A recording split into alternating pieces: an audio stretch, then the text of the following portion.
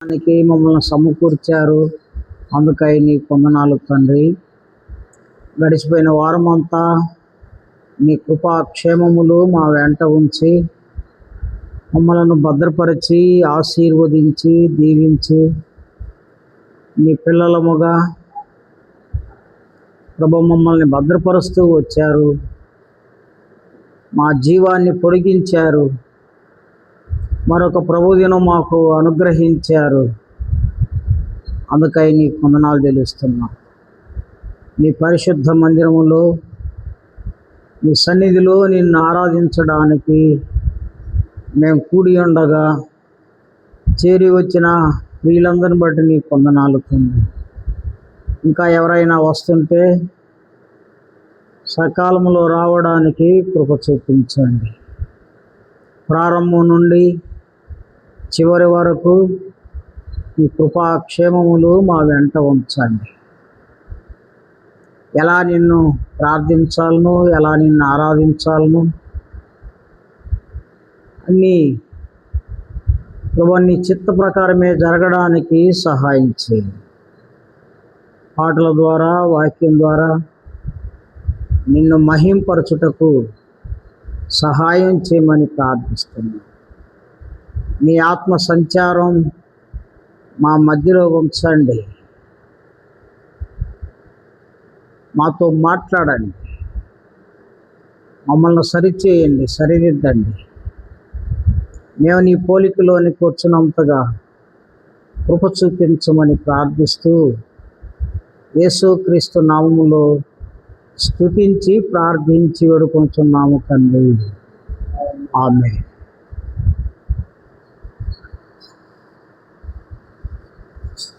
పాట సంఖ్య 214. స్తుతి ప్రశంస పాడుచు కీర్తింతుము నిత్యము అనే పాట పాడదాం.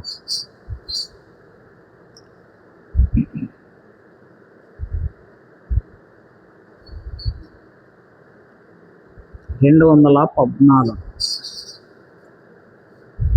స్తుతి ప్రశంస పాడుచు కీర్తింతు నిత్యము మహారక్షణ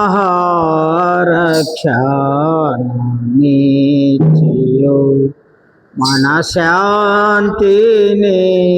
చెను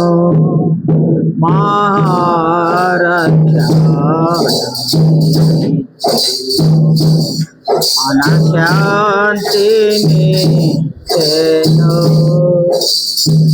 అపాలోక బంధమందు దాసత్వమందుండ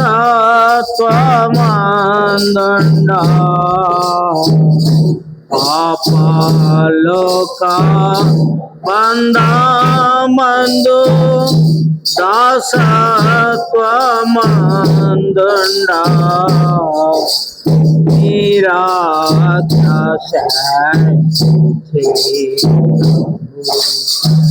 విమోచించి నిరాక్త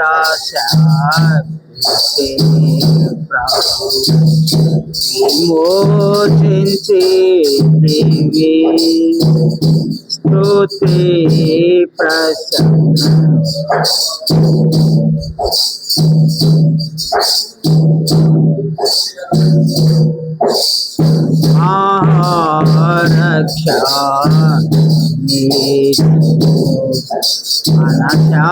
మనశాంతిని చెను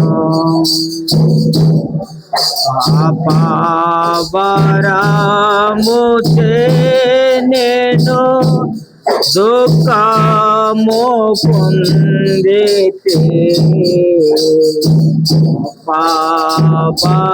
పాపవరముచే నేను దుఃఖము పొందితే నా ప్రభువే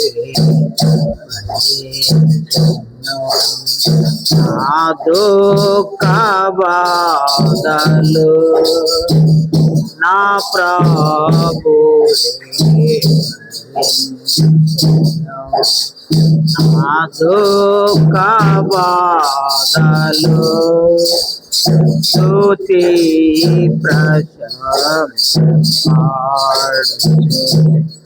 కీర్తింతు నిత్యము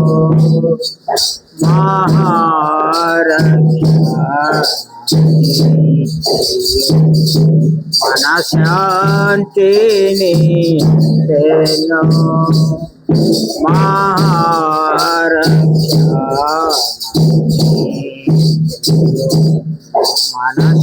మనశాంతిని తెను హృదయాంధకారము నేను దారి తొలగితి హృదయాంధకారము నేను దారి తొలగితి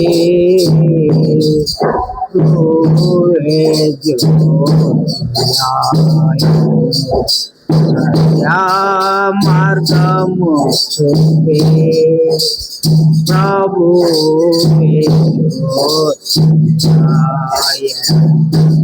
సత్య మార్గము చూపే స్తుతి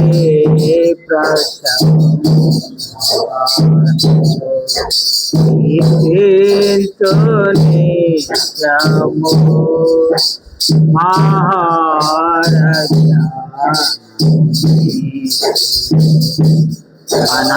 మనశాంతిని తెను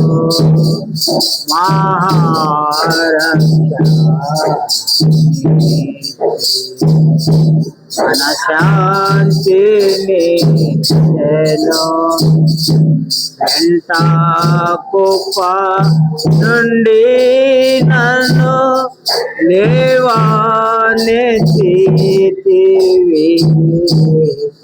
వెంట కుప్ప నుండి నన్ను లేవనెత్తితివి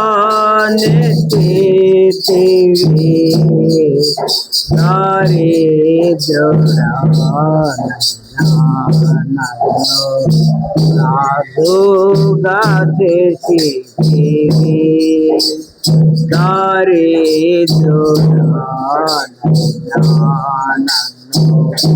రాదుగా చేసితివి స్తుతి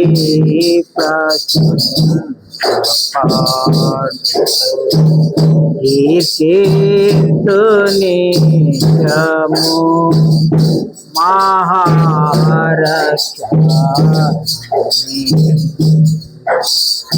శాంతిని తెను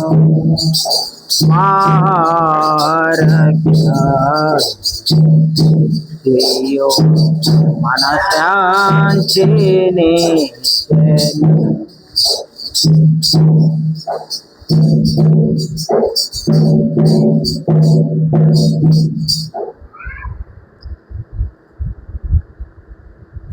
పాట సంఖ్య 383. ఇది ఏ సమయంబు రండి యేసుని చేరండి. 383. ఇది ఏ సమయంబు రండి యేసుని చేరండి. ఇక సమయము లేదండి రండి రక్షణ పొందండి. సమయము లేదండి రండి రక్షణ పొందండి. పాపులనందరినీ సనదాపునజేసుటకై ప్రాణముదానముగా తన ప్రాణమునిచ్చెనుగా. పాపులనందరినీ కన్నదాపున చేర్చుటకై ప్రాణము దానముగా తన ప్రాణమునిచ్చెనుగా మరణపు ముల్లులో విరచి విజయమునిచ్చెనుగా మరణపు ముల్లులో విరచి విజయమునిచ్చెనుగా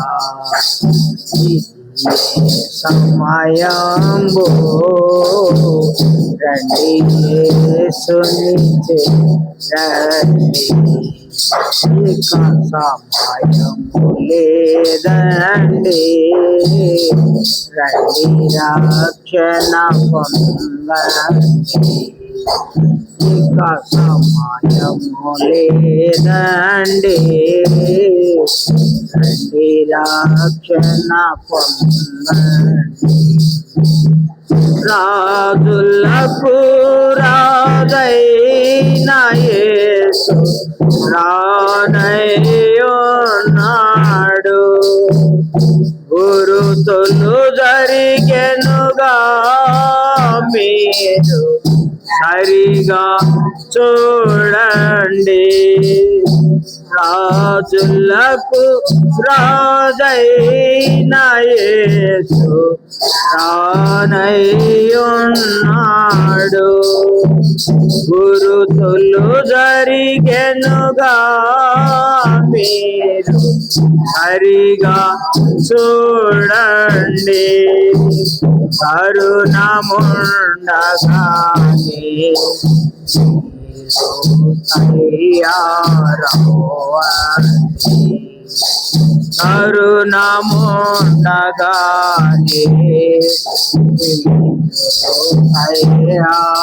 తయారవ్వండి ఇక సమయం లేదండి రండి రక్షణ పొందండి ఇక సమయం లేదండి రండి రక్షణ పొందండి బుద్ధి లేని కన్యకలవలే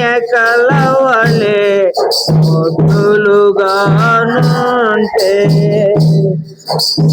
జల్లలో నూనె పోసి సిద్ధపడకపోతే బుద్ధి లేని కన్యకలవలే మొద్దులుగానుంటే సిద్ధలలో నూనె పోసి సిద్ధపడకపోతే తలుపులు తట్టినను తెరువడు తలుపులు తట్టినను తెరువడు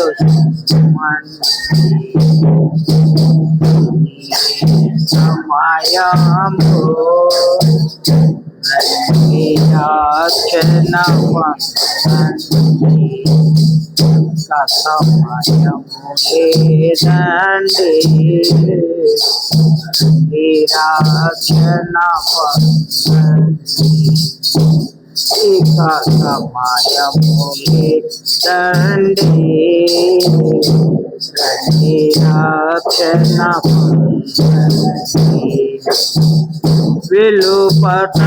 విలుపటనుంటేనో మీరు వేదన నొందెదరు ప్రభువా ప్రభువనుచు లోగెత్తి పిలచినను విలుపటనుంటేనో మీరు వేదన నొందెదరు ప్రభువా ప్రభువనుచు వెలుగెత్తి పిలచినను మిమ్మునెరుగాను మీరెవరో పొమ్మనెను. మిమ్మునెరుగాను మీరెవరో పొమ్మనెను. సమయంబు రండి రక్షణ సమయములే రండి రక్షణ పొందండి. ఇక సమయములే రండి రండి రక్షణ పొందండి. నమ్మిన వారికి క్రీస్తు నెమ్మదినిచ్చునుగా. నమ్మని వారికి నిత్య నరకము తప్పదుగా. నమ్మిన వారికి క్రీస్తు నెమ్మదినిచ్చునుగా. నమ్మని వారికి నిత్య నరకము తప్పదుగా. నిర్లక్ష్యము చేయకను రండి రక్షణ పొందండి.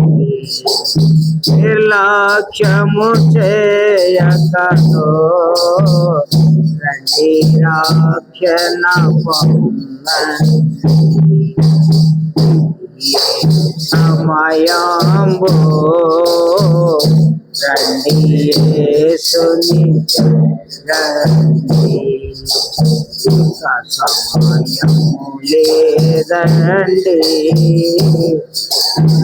రక్షణ పొందండి.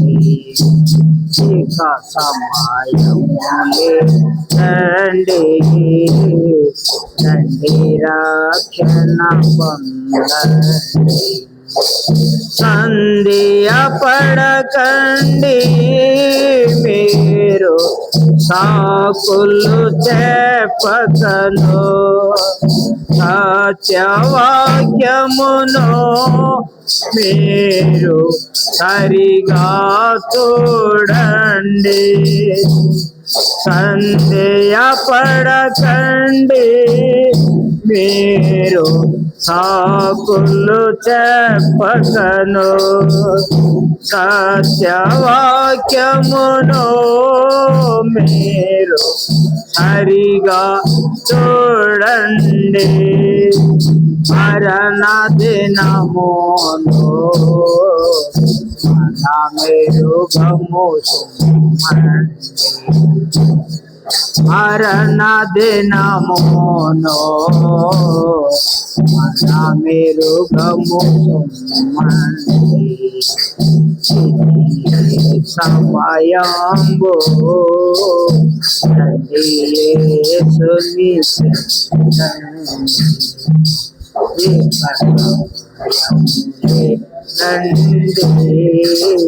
రండి రక్షణ పొందండి.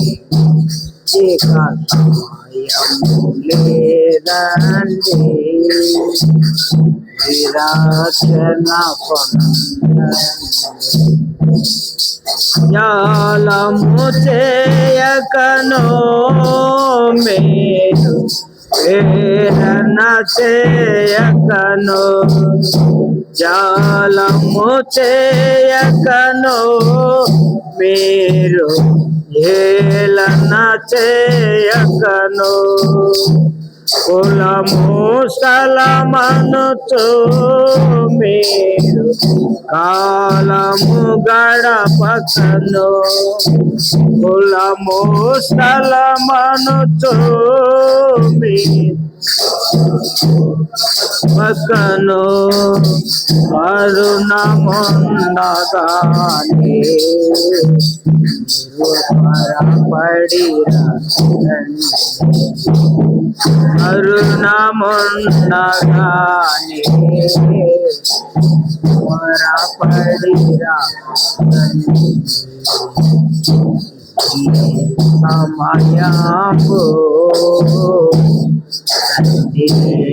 సమయము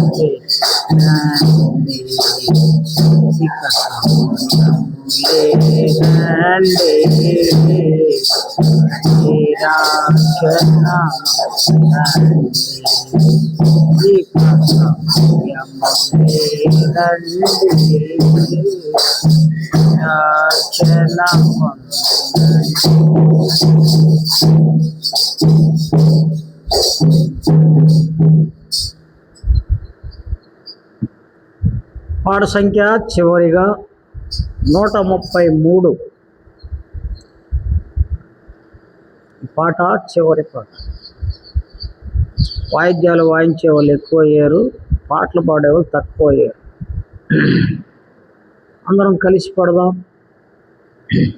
సర్వకృపానిధియగు ప్రభువా అని. సర్వకృపానిధియగు ప్రభువా సకల చరాచర సంతోషమా స్తోత్రము చేసి స్తుతించెదము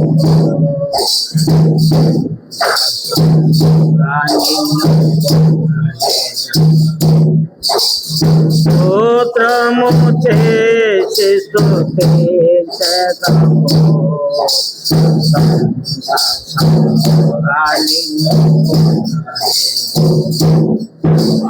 హల్లెలూయా హల్లెలూయా హల్లెలూయా హల్లెలూయా హల్లెలూయా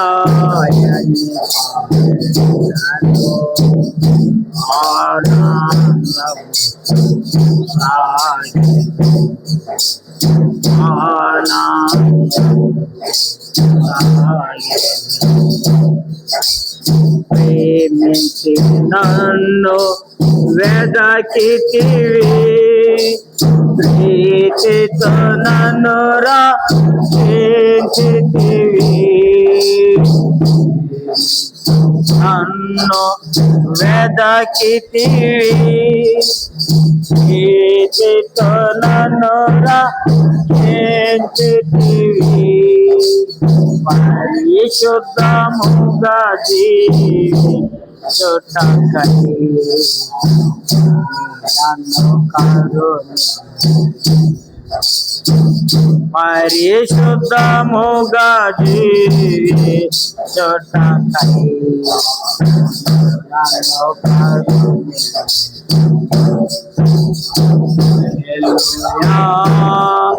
హల్లెలూయా హల్లెలూయా హల్లెలూయా హల్లెలూయా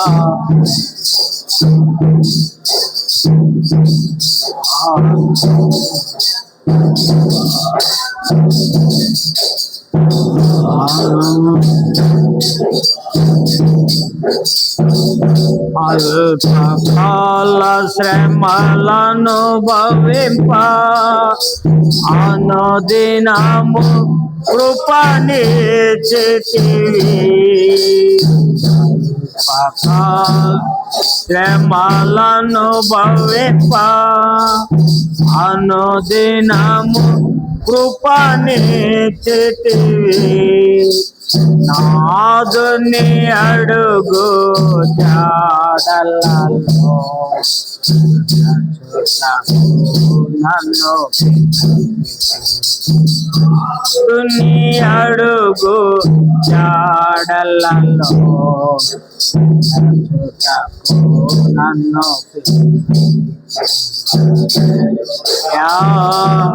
హల్లెలూయా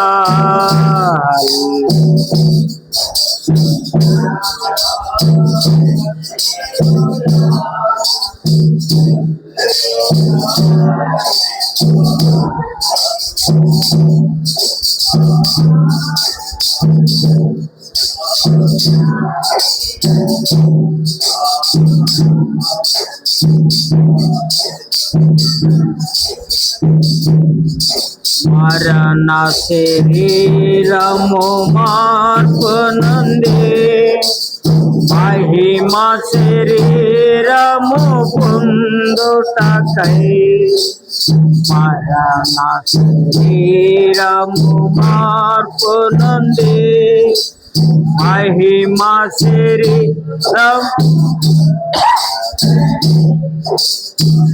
మాతతో నన్ను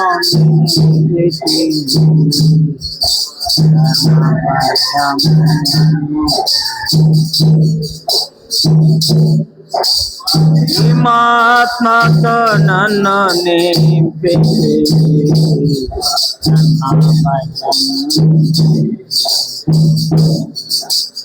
హల్లెలూయా హల్లెలూయా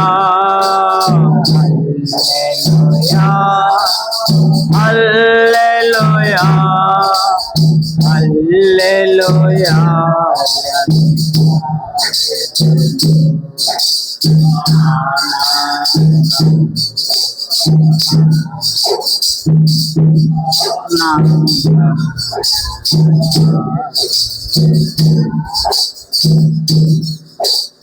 భూమి నుండి శ్రేష్ట ఫలముగాను దేవునికి నిత్య స్వాస్థ్యముగా భూమి నుండి శ్రేష్ట ఫలముగాను దేవునికి నిత్య స్వాస్థ్యముగా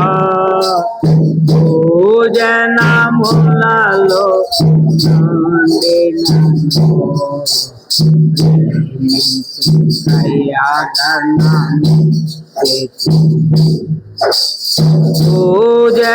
భోజనములలో నుండి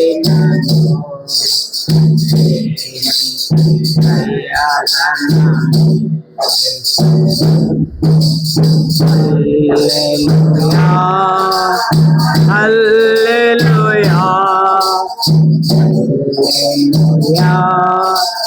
హల్లెలూయా హల్లెలూయా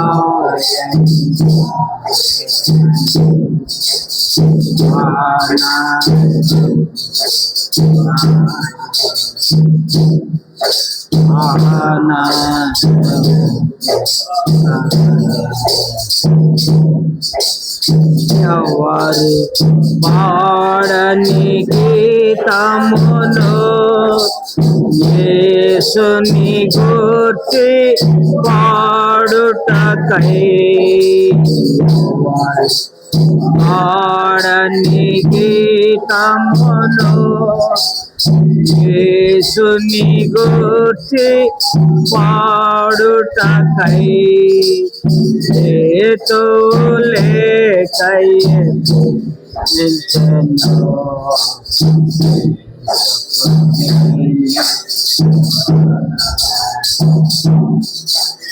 తోలేకై ప్రేమించెను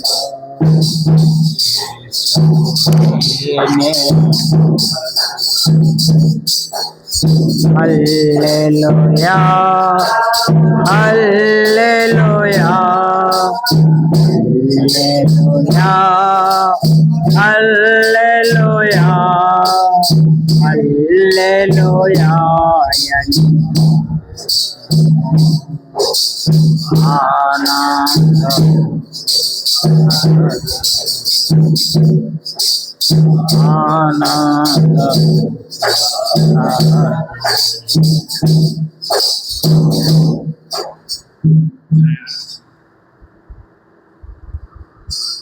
ఆరాధన కొరకై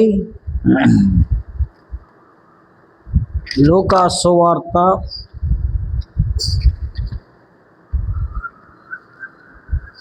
19వ అధ్యాయం 10వ వచనం. లూకా సువార్త 19వ అధ్యాయం 10వ వచనం ఒకటి చదవండి. నశించిన దానిని వెదకి రక్షించుటకు మనుష్య కుమారుడు వచ్చెనని అతనితో చెప్పాను. ప్రార్థన చేసుకొని దేవుని మాటలు విందాం. కృపా కనికరము కలిగిన దేవా, ఎవరు పాడని గీతమును యేసును గురించి పాడడానికి మీరు మా ఎడల చూపిన నీ మహాకృపను బట్టి నీ వందనాలు చెల్లిస్తున్నాం. నమ్మదగిన దేవుడు, కృపావాత్సల్యత కలిగిన దేవుడు, పరిశుద్ధుడవు, ప్రేమామయుడు అయినందుకై నీ వందనాలు చెల్లిస్తున్నాం. ఈ ఉదయకాల సమయంలో నిన్ను ఆరాధించడానికి నీ పరిశుద్ధ మందిరములో మేము చేరి ఉన్నాం. మాతో మాట్లాడండి. నీ మాటలు విని నిన్ను అర్థం చేసుకొని ఆత్మతో సత్యముతో ఆరాధించడానికి కృప చూపించండి. మా మనసులు మీరు ఎరిగిన వారు, మా హృదయాలు మీరు ఎరిగిన దేవుడు. ప్రభువా, మరి మేము ఎలా ఉన్నామో అది కూడా మీకు తెలుసు.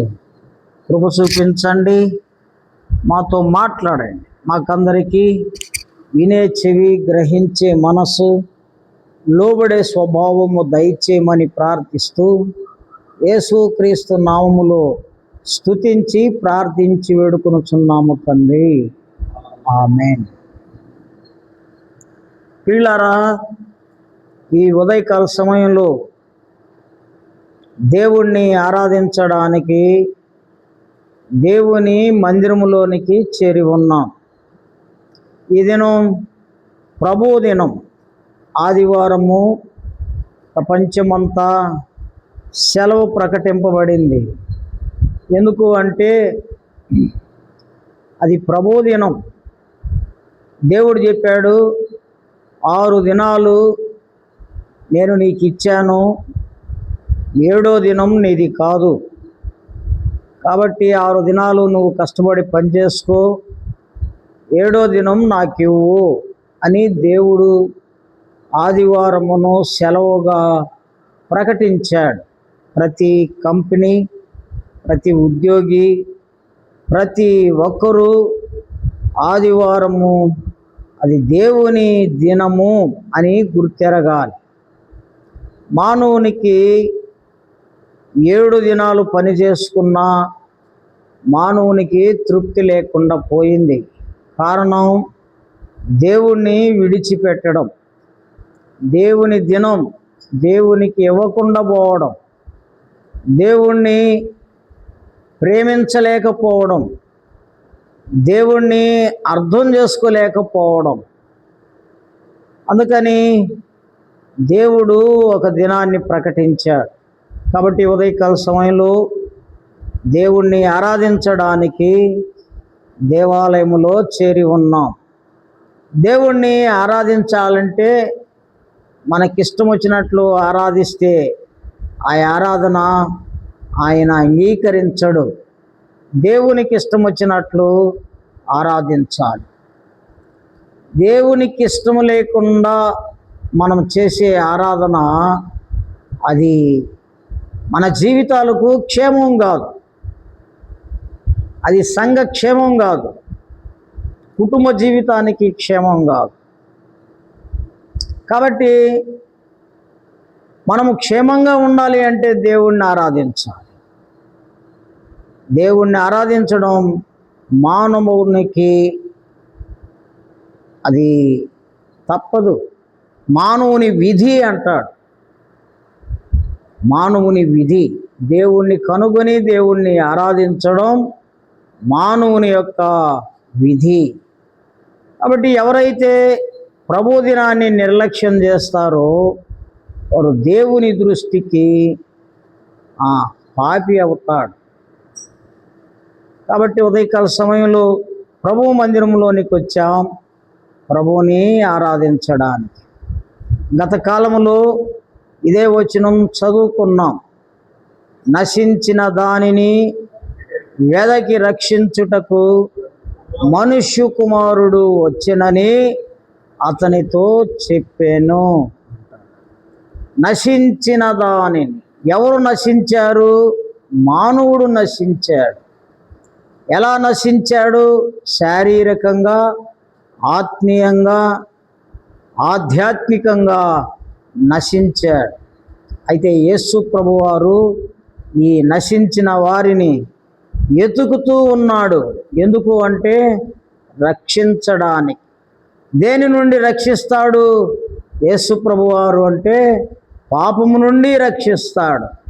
ఏమి పాపము నుండి రక్షించకపోతే అంటే పాపము వలన వచ్చు జీతము మరణము మానవునికి అందుబాటులో ఉంది. మానవుణ్ణి ఎప్పుడు మరణం కౌగిలిస్తుందో మానవునికి తెలియదు. అందుకని ఆ మరణము నుండి విడిపించడానికి ప్రభు అయిన యేసు క్రీస్తు వారు ఈ లోకానికి వచ్చాడు.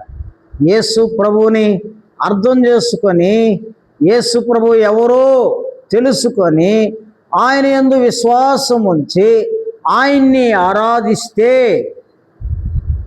వాళ్ళు ధన్యులవుతారు, మరణం నుండి విడిపింపబడతారు, పరలోక పౌరులవుతారు.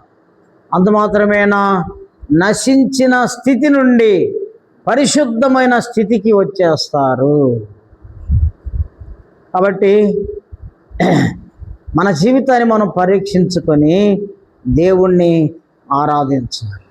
మన ఆరాధనలో 2 ప్రాముఖ్యమైన లక్షణాలు ఉండాలి అంటాడు దేవుడు. ఏంటి అంటే ఆత్మతో సత్యముతో ఆరాధించాలి అంటాడు.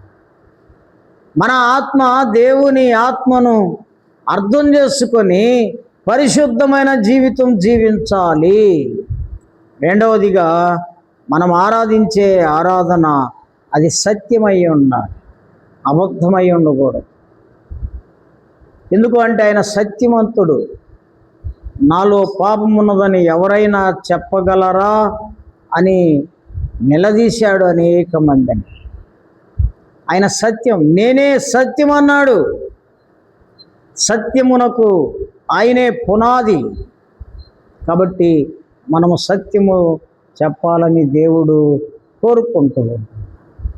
దేవుడు భూమి మీద మానవుణ్ణి ప్రేమిస్తూ మానవునికి దేవుని మాటలు తెలియపరుస్తూ ఒక్కొక్క రకమైన ఉదాహరణలతో మానవునితో దేవుడు మాట్లాడుతూ వచ్చాడు. ఒక్కసారి చెట్ల గురించి మాట్లాడాడు, ఒక్కొక్కసారి శూన్యము గురించి, ప్రకృతి గురించి మాట్లాడుతూ వచ్చాడు. అనేక రకాలుగా మానవునికి దేవుని మాటలు అర్థం కావాలని దేవుడు తెలియపరుస్తూ మాట్లాడుతూ వచ్చాడు. ఈ ఉదయకాల సమయంలో గొర్రెల గురించి కూడా యేసు ప్రభు మాట్లాడుతూ వచ్చాడు. గొర్రెల కాపరికి ఉన్న అభినాభవ సంబంధాన్ని గురించి కూడా యేసు ప్రభువు మాట్లాడుతూ వచ్చాడు.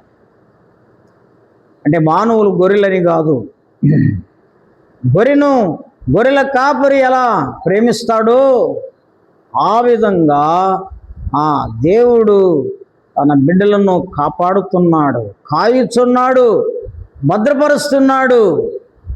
కాబట్టి ఉదయకాల సమయంలో మనం పరిశుద్ధ గ్రంథమైన బైబిల్లో నుండి ఎహెజ్కేలు పుస్తకం 34వ అధ్యాయం, ఎహెజ్కేలు 34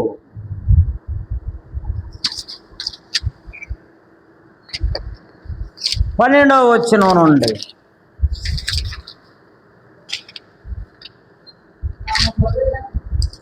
తమ గొర్రెలను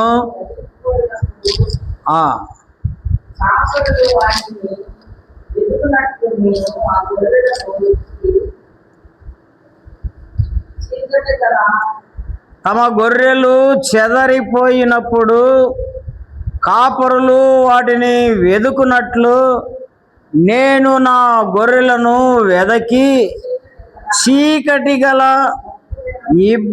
మబ్బు దినమందు ఎక్కడెక్కడికి అవి చెదరిపోయానో అక్కడ నుండి నేను వాటిని తప్పించి ఆయా జనములలో నుండి వాటిని తోడుకొని వచ్చి ఆయా దేశముల నుండి వాడిని సమకూర్చి వాడిని స్వదేశములోనికి వాడిని తెచ్చి పర్వతముల మీదను వాగుల యొద్దను దేశమందున్న సకలమైన కాపురపు స్థలమందును వాటిని మేపెదను.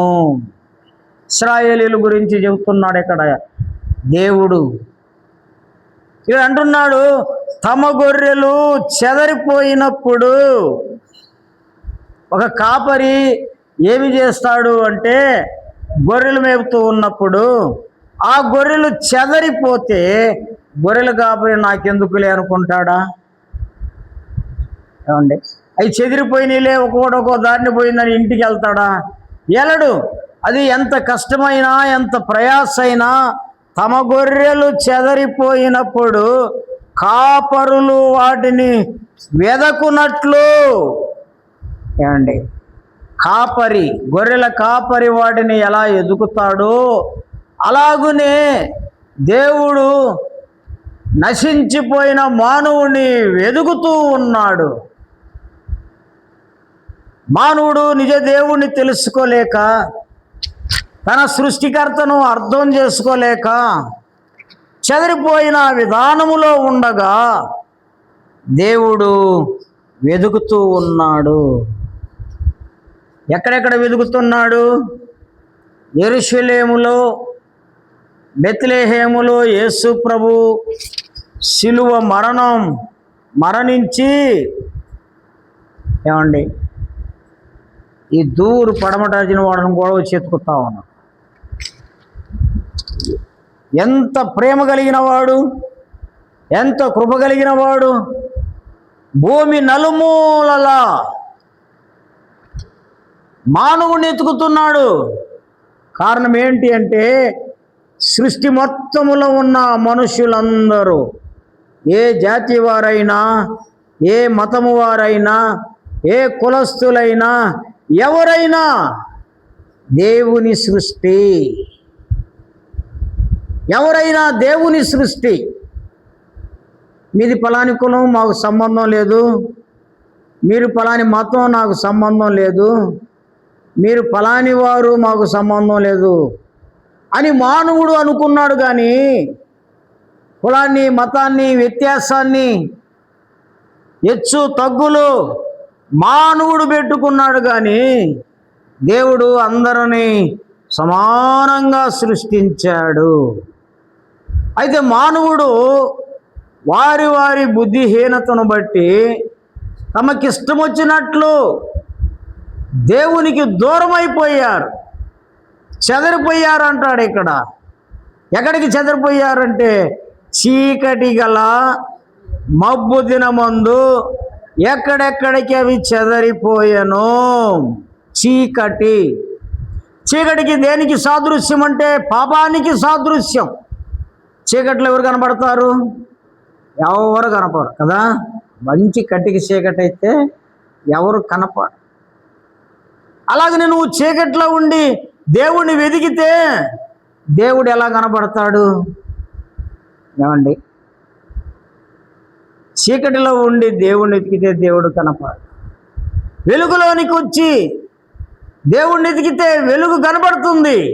ఆ వెలుగు యేసుక్రీస్తు వారు అయి ఉన్నారు అంటారు. 13వ వచనం, ఆయా జనులలో నుండి వాడిని తోడుకొని వచ్చి ఆయా దేశములలో నుండి వాడిని సమకూర్చి వాడిని స్వదేశములోనికి వాటిని తెచ్చి పర్వతముల మీదను వాగుల యొద్దను దేశమందున్న సకలమైన కాపురపు స్థలముల యందును వాటిని మేపెదను. ఏమండి, ఇశ్రాయేలీయులు చెదరిపోయారు. అదేవిధంగా మానవులందరూ పాపములు చెదరిపోయారు.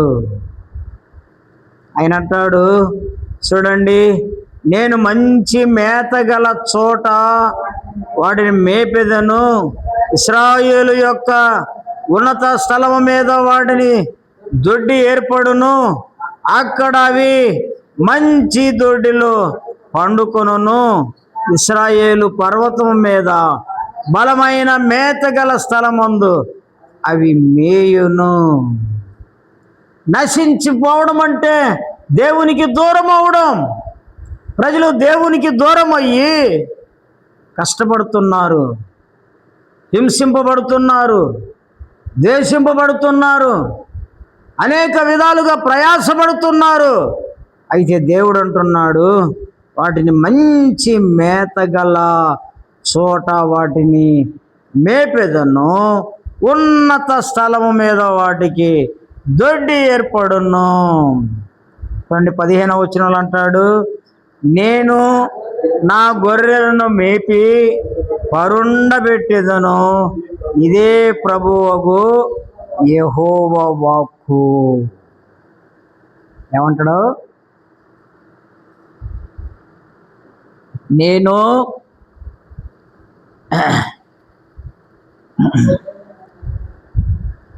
నా గొర్రెలను మేపి పరుండబెట్టెదను, ఇదే ప్రభువగు యెహోవా వాక్కు. కాబట్టి దేవుడు మానవునికి తెలియపరుస్తున్నాడు, నశించిన వారిని వెతుకుతున్నాడు. ప్రియ స్నేహితులారా, నీవు ఏ స్థితిలో ఉన్నావు? నీ దేవునికి ఎలా దూరమైనావు? నీ దేవుణ్ణి దూరమైపోయి నువ్వు ఎలా హింసింపబడుతున్నావు? దేవుడు నీతో మాట్లాడుతున్నాడు. 16వ వచనం అంటాడు, తప్పిపోయిన దానిని నేను వెదకుదును, తోలివేసిన దానిని మరలా తోలుకొని వచ్చేదను, గాయపడిన దానికి కట్టుకట్టుదును, దుర్బలముగా ఉన్న దానిని బలపరచుదును. ఏమండి, ఒకవేళ నీవు తోలివేయబడిన ఎడల యేసు ప్రభువారు నిన్ను ప్రేమిస్తున్నాడు. ఆయన తన మార్గములోనికి తెచ్చుకోవాలనే ప్రయత్నం చేస్తాడు. ఒకవేళ నువ్వు గాయపడి ఉంటే, ఇబ్బందులు పడుతూ కష్టాలు పడుతూ గాయపడి ఉంటే ఆయనే నీ గాయములను కట్టువాడు. ఒకవేళ నువ్వు దుర్బలముగా ఉంటే, దుర్బలము అంటే అన్ని పరిస్థితులలో ఏమండి, పేదరికం, అనారోగ్యం, అశాంతి, శాంతి లేని పరిస్థితి, ఏమండి, ప్రతి విషయంలో నువ్వు దుర్బలుడుగా ఉంటే ఆయన ఏం చేస్తాడంట? బలపరుస్తాడంట. అయితే నువ్వేం చేయాలి? ఆయన దగ్గరకు రావాలి. ఆయన నిన్ను ప్రేమిస్తున్నాడు, ఆయన నిన్ను పిలుపునిస్తున్నాడు. ప్రయాసపడి భారం మోయిచున్న సమస్త జనులారా, నా యొద్దకు రండి, నేను మీకు విశ్రాంతి కలుగజేస్తాను. ఎటువంటి పిలుపు అండి ఇది? ఎంత మంచి పిలుపును దేవుడు పిలుస్తూ ఉన్నాడు. ఈ పిలుపును నీవు అర్థం చేసుకోవాలని దేవుడు కోరుకుంటున్నాడు. అయితే క్రొవ్విన వాటిని, బలము గల వాటికి శిక్షయను మేత పెట్టి లయపరచెదను. అయితే దేవుని ప్రేమ ఆయన యొద్దకు వచ్చే వారిని పిలుస్తూ ఉంది. ఆయన యొద్దకు వచ్చు వారిని ఆయన ఎన్నడూను త్రోసివేయడు. అయితే క్రొవ్విన వాటిని, బలము గల వాటిని శిక్షయను మేత పెట్టి, శిక్ష, నీకు శిక్ష ఎందుకు వచ్చిందంటే నువ్వు కొవ్వి ఉన్నావు అంటే. పిల్లకాయల మాట వినకపోతే ఏమంటారు? ఆడు కొవ్వు పట్టింది. దేవుని మాట వినకపోతే శిక్ష అనే మేత పెడతాడంట. కాబట్టి మనము దేవుని యందు భయభక్తులు గల వారముగా జీవించాలని దేవుడు కోరుకుంటున్నాడు. యోహాను సువార్త 3వ అధ్యాయం 17వ వచనం. యోహాను సువార్త 3వ అధ్యాయం 17వ వచనం. లోకము కుమారుని ద్వారా రక్షణ పొందుటికే గాని లోకమునకు తీర్పు తీర్చుటకు దేవుడు ఆయనను లోకములోనికి పంపలేదు. ఆయన యందు విశ్వాసముంచువానికి తీర్పు తీర్చబడదు. విశ్వసింపని వాడు దేవుని అద్వితీయ కుమారుని నామమందు విశ్వాసముంచలేదు గనుక వానికి ఇంతవరకు మునిపే తీర్పు తీర్చబడెను. ఏమండి, ఏమంటాడు? లోకము తన కుమారుని ద్వారా రక్షణ పొందుటికే గాని లోకముకు తీర్పు తీర్చడానికి దేవుడు లోకములోనికి యేసు ప్రభువును పంపలేదు. యేసు ప్రభువు ఎందుకు వచ్చాడు అంటే దుష్టుని చంపి మంచోడు రక్షించడానికి కాదు, లోకములో తీర్పు తీర్చడానికి కాదు యేసు ప్రభు వచ్చింది. తీర్పు తీరిస్తే ఎవడు నిలబడతాడు?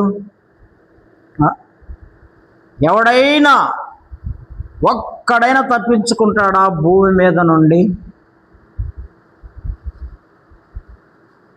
దేవుడు తీర్పు తీరిస్తే ఎవడైనా మిగులుతాడా?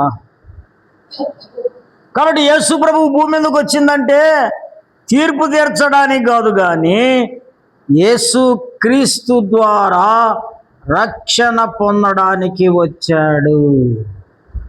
ఏమండి, ఎవరి ద్వారా రక్షణ పొందడానికి వచ్చాడు? యేసు క్రీస్తు ద్వారా రక్షణ పొందడానికే యేసు ప్రభు ఈ లోకానికి వచ్చాడు. రక్షణ, ఏమి రక్షణ? పాపము నుండి రక్షణ. కాబట్టి యేసు ప్రభు రక్షణ పొందుడికే గాని లోకమునకు తీర్పు తీర్చడానికి లోకములోనికి ఆయన పంపలేదు. ఎవరైతే యేసునందు విశ్వాసం ఉంచుతారో వారిని దేవుడు ఆయన కుమారులుగా స్వీకరించి ఆయనకు మహిమార్థంగా జీవింపజేస్తాడు. కాబట్టి తప్పిపోయిన మనము దేవుని సన్నిధికి రావాలని దేవుడు కోరుకుంటున్నాడు. యెషయా పుస్తకం 40వ అధ్యాయం 11వ వచనం. యెషయా 40:11.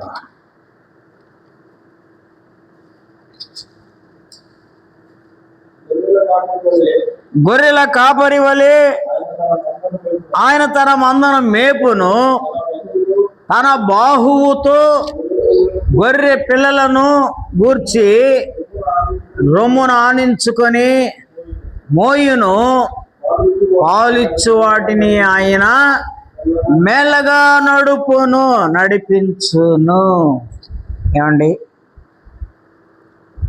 గొర్రెల కాపరి ఏం చేస్తాడంటే గొర్రెల కాపరి వలె ఆయన తన మందను మేపును.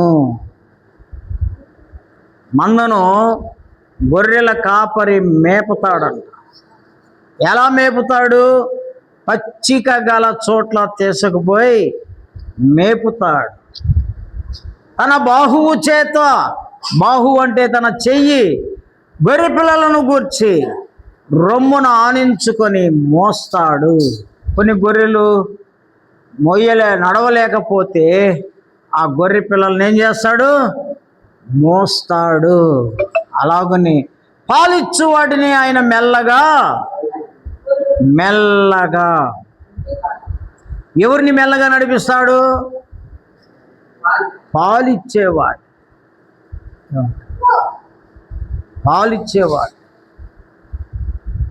కాబట్టి ఎవరైతే గొర్రెల వలె బలహీనులై ఉంటారో వారిని బలపరచడానికి యేసు క్రీస్తువును కాపరి మనకు మంచి రక్షకుడుగా ఉంటున్నాడు. కాబట్టి ప్రియ స్నేహితులారా, ఈ ఉదయకాల సమయంలో ఆయన మంచి గొర్రెల కాపరి. మనము ఆయన్ను అర్థం చేసుకోవాలని దేవుడు ఇష్టపడుతూ ఉంటున్నాడు. ఇర్మియా పుస్తకం 31వ అధ్యాయం 10వ వచనం. ఇర్మియా 31:10. జనులారా, యెహోవా మాట వినుడి, దూరమైన ద్వీపములలోని వారికి దాన్ని ప్రకటింపుడి. ఇశ్రాయేలును చెదరగొట్టిన వాడు వాణ్ణి సమకూర్చి గొర్రెల కాపరి తన మందను కాపాడునట్లు కాపాడునని తెలియజేయండి. కాబట్టి కాపరులకు చెబుతున్నాడు, మీరు దూరమైన ద్వీపములలో నుండి వారికి దాన్ని ప్రకటించండి. ప్రకటించే బాధ్యత ఎవరిది? కాపరి, సంఘ కాపరి.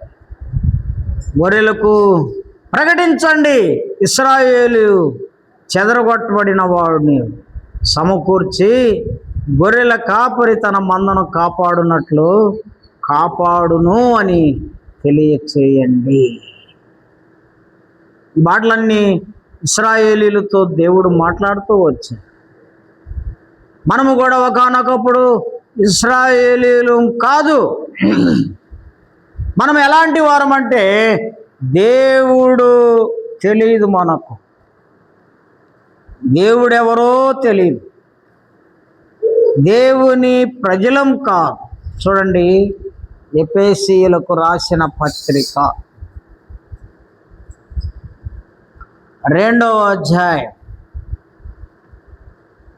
12వ వచనం.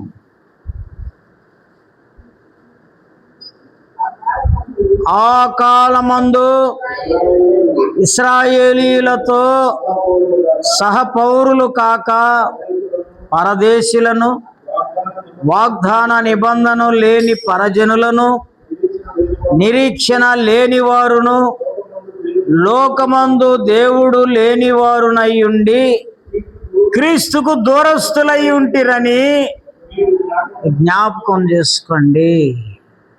దేవుణ్ణి ఆరాధించడానికి వచ్చిన మనం, దేవుణ్ణి ఆరాధిస్తున్న మనం ఒకటి జ్ఞాపకం పెట్టుకోవాలి.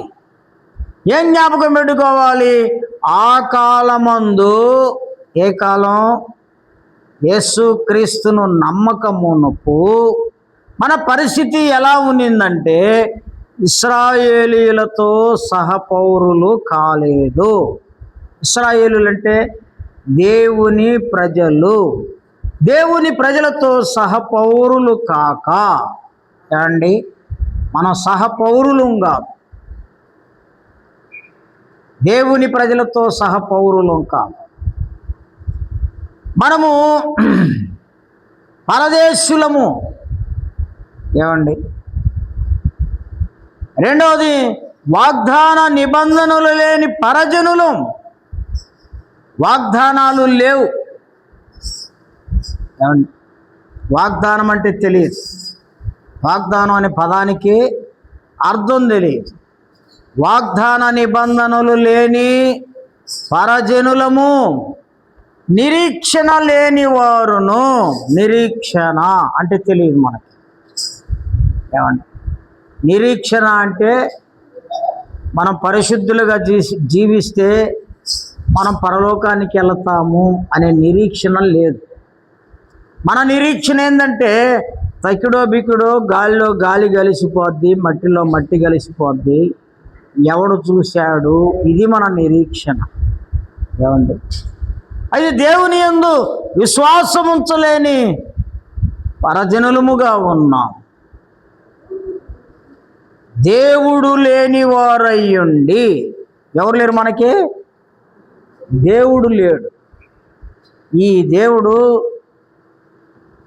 మాకు చాలినంత దేవుడు అనే దృక్పథం లేదు. అండి, ఈరోజు ఈ దేవుడిని మొక్కుతాం, ఈయన మేలు చేయకపోతే మరి రేపు ఇంకొక దేవుని కాడికి వెళ్తాం. రేపు ఇంకొక దేవుని కాడికి వెళ్తాం. కొంతకాలం అయిన తర్వాత మరొకసారి లోకములో కొత్త కొత్త దేవుళ్ళు పుడుతున్నారు. దేవుడు అనే పదానికి నిర్వచనం తెలియకుండా జీవిస్తూ వచ్చాం. ఏమండి? దేవుడు అనే పదానికి నిర్వచనం తెలియదు. ఇలాంటి పరిస్థితులలో మనము జీవిస్తున్నప్పుడు అయినను 13వ వచనం, అయినను మునుపు దూరస్తులైన మీరు ఇప్పుడు క్రీస్తు యేసునందు క్రీస్తు రక్తము వలన సమీపస్తులై ఉన్నారు. ఇప్పుడు ఏమైనా దేవునికి సమీపస్తులంటే దగ్గరైనా. ఎంత దగ్గరమయ్యాము అంటే దేవాలయములోనికి వచ్చునంతగా దగ్గరమై. ఇంతకుముందు దేవాలయంలోనికి రాకూడదు మనుష్యులు. దేవాలయములో మానవునికి దేవునికి మధ్యవర్తి ఉంటాడు, ఆయన పేరు యాజకుడు. మనము దేవునికి అర్పించవలసిన ఆ పలహారాలు లేక పూలు పండ్లు ఆ యాజకునికి ఇస్తే మానవుని పక్షములో ఆయన దేవునికి ఇస్తాడు. ఏమండి, ఆయన దేవునికి ఇస్తాడు.